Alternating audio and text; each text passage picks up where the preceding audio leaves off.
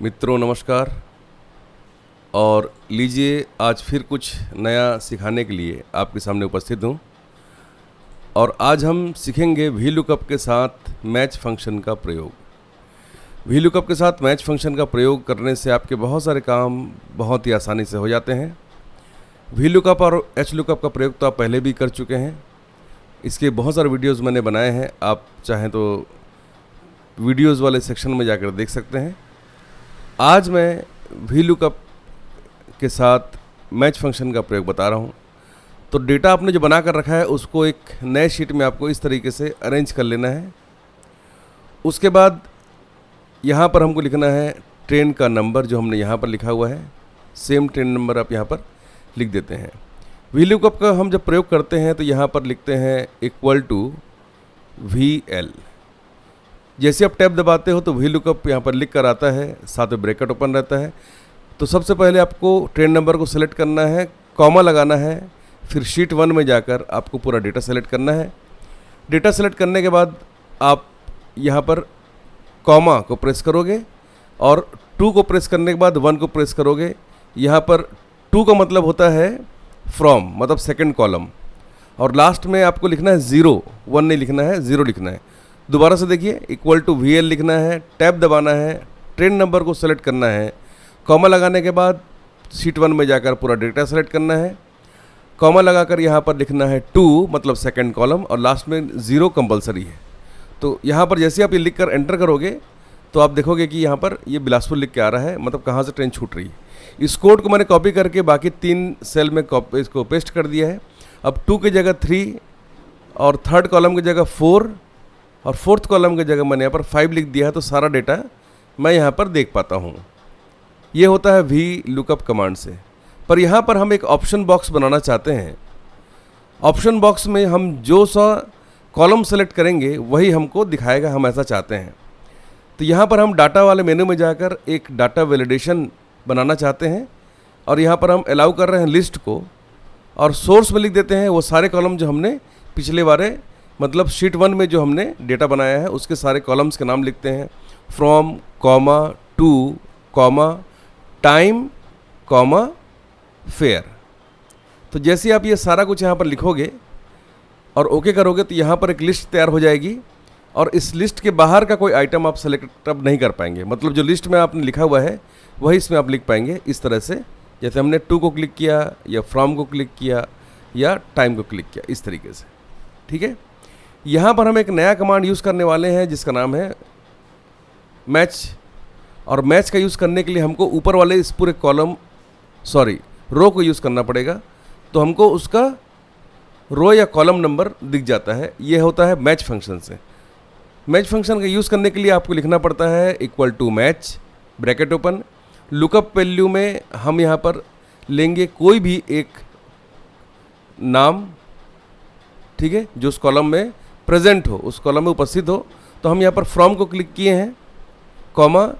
अब लुकअप अरे में इस पूरे रो को सेलेक्ट करेंगे इस तरीके से, पूरे डेटा को सेलेक्ट करेंगे और उसके बाद फिर लगाएंगे कॉमा, और 0 लगाना इसमें कंपलसरी है, 0 लगाना कंपलसरी है। और जैसे आप एंटर करोगे तो बताता है ये फंक्शन आपका कि सेकंड कॉलम में फ्रॉम लिखा हुआ है, इस तरीके से। ठीक है। अब यहाँ पर हम इसी का यूज़ करेंगे यहाँ पर वी लुकअप के अंदर में, ताकि हम जिस भी नाम को यहाँ से सेलेक्ट करेंगे तो उसका कॉलम नंबर उसके अंदर में अपने आप आ जाए।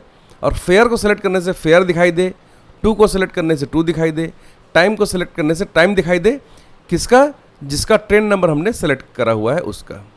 तो यहाँ पर हम इसको सेलेक्ट करते हैं इस तरीके से, और होम में जाकर येलो कलर का बैकग्राउंड लगा देते हैं, मर्ज एंड सेंटर करते हैं, ताकि ये सारा का सारा जो सेलेक्टेड सेल्स हैं वो एक सिंगल रो में आ जाए। वी लुकअप लिखने के बाद हम यहाँ पर ब्रैकेट बनाकर पहले वाले को सेलेक्ट करते हैं, ट्रेन नंबर को, और पूरा डेटा सेलेक्ट कर लेते हैं इस प्रकार से। कॉमा लिखने के बाद अब हम यहाँ लगाएंगे मैच फंक्शन। यहाँ पर लिखना होगा हमको मैच। जैसे आप यहाँ मैच लिखोगे तो यहाँ पर आपका काम बहुत आसान हो जाता है। मैच लिखा आपने और यहाँ पर एक ब्रैकेट बनाया, कीबोर्ड से ब्रैकेट ओपन किया है।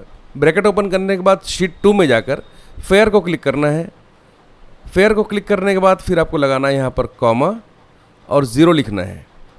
कॉमा और 0 लिखने के बाद में ये पूरा हमने सेलेक्ट कर लिया है। अब कॉमा 0 लगाना है यहाँ पर डेटा को सेलेक्ट करने के बाद।